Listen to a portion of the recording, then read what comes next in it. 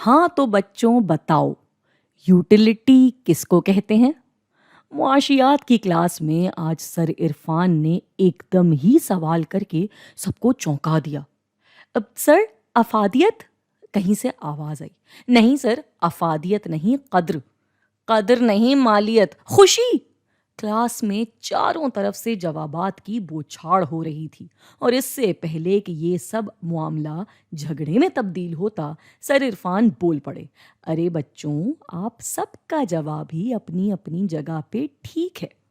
معاشیات میں یوٹیلیٹی کا تصور اطمینان کے زمرے میں آتا ہے، یعنی کسی بھی شے یا خدمت سے جو اطمینان ہمیں ملتا ہے اس کو کہتے ہیں یوٹیلیٹی۔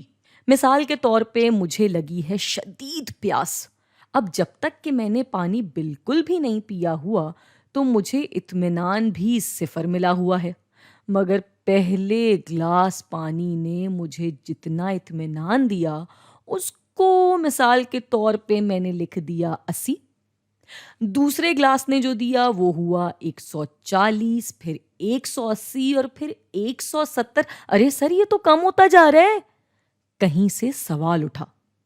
بالکل، پانی سے ملنے والی یوٹیلیٹی جب تک پیاس تھی تب تک زیادہ تھی، مگر جیسے جیسے پیاس بجھتی گئی یہ کم ہونے لگی اور پھر نیچے کو آتی گئی۔